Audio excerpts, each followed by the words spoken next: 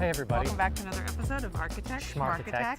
So we are on location today, Yes. and you would think, maybe we're in Disneyland, maybe Right. we're in a film set, but we're not. No, and in a way we kind of are though when you hear the story, because this is the Spadina house, and around here it's a little bit more commonly known as the witch's house, and its origins are pretty interesting. Yeah, so the structure was built and designed by Harry Oliver in 1921.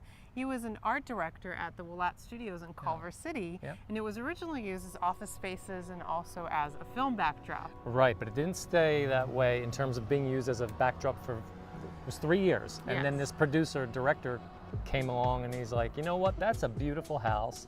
And so he bought it, and in 1924, he moved it here to its current location in Beverly Hills, and it's been used as a residence ever since. Yeah, and so the style became known as the Storybook design for obvious reasons. I mean, it literally looks like it came out of an enchanted fairy tale. Yeah. It's got the mismatched windows, it's got the crooked wooden beams, the funny chimneys and weird roofs. Love those chimneys. And you know, it totally makes sense that if this was going to be created anywhere, where else but Hollywood? This is 1921, the roaring 20s, post-World War I. GIs are coming back from, you know, all parts of the world, and so homes were being built in all these different period revival styles influenced by travels. Yeah, and you know, where else but in Los Angeles, in Hollywood, filled with all these creative types, would they take that design just one step further and literally build homes that look like they belonged in a children's storybook? And yet, 98 years later, here we are, still intact, beloved. People come by constantly looking at it, and Harry Oliver and several other architects then went on to build a lot of storybook homes around LA and commercial structures as well. Right near you, there is the Charlie Chaplin cottages. It's these 4 quaint little bungalows in this private court, and it was commissioned in 1923 by Charlie Chaplin. He used this husband and wife architectural team, Arthur and Nina Zwiebel. And it was used as living quarters for like some major early stars like Douglas Fairbanks and Judy Garland and Rudolph Valentino. Who else? Oh, John Barrymore and Charlie Chaplin. Of course, yeah. It's hard to believe that they all lived right here. And people still live here. And it has all the really classic storybook features with the crooked windows. But one of my favorite things is this sort of turret with these clinker bricks that go halfway up it. And amazing trees on the property. Totally shaded. Gorgeous, yeah. There's also the Snow White cottages in Los Feliz. So we're here from West Hollywood to Los Feliz at the Snow White cottages, and these 8 cottages were built and designed in 1931 by architect Ben Sherwood, and they housed the Disney animators who worked down the street at the Walt Disney lot. Right, and one of those animators who worked on the famous cartoon Snow White and the 7 Dwarfs actually lived here. And that's how it got the name for the Snow White cottages. Yeah, it's so cool. Oh, and if you've seen the film Mulholland Drive, you will easily recognize these cottages. And then also over in Atwater Village, the beloved Tam O'Shanter Inn here in Atwater Village. This was built in 1922, also by Harry Oliver.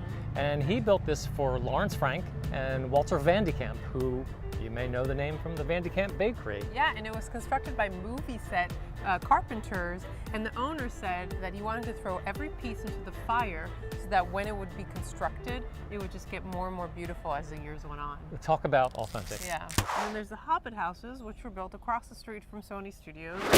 Notice the theme here. There is. So these were built starting in 1941, over a 20-plus year span of time, by a Walt Disney Studio artist named Lawrence Joseph. Yep, and we've talked about the whimsy that goes into the design of these homes, and this one really takes it to another level, because as you walk around and look at things, there's not a 90-degree angle to be seen anywhere. There aren't even any doorknobs. It's like we're in a cartoon. It really is, yeah. This building was registered as a historical landmark in '96, and when Joseph first started to build it, it was intended to be a single-family house.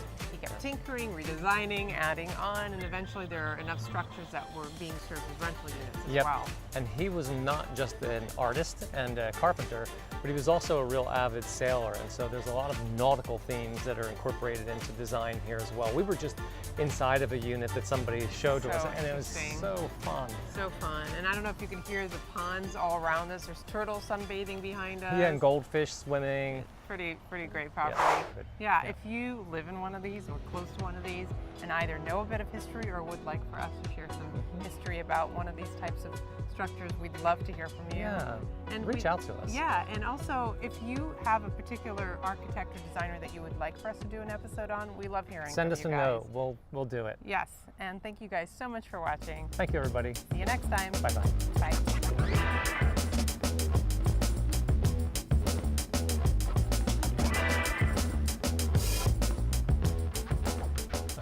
Forgot the name of it. Here we go.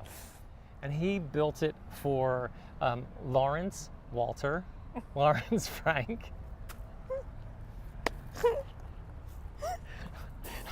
Lawrence Frank Walter Vanderkamp. Yeah, Van de Kamp.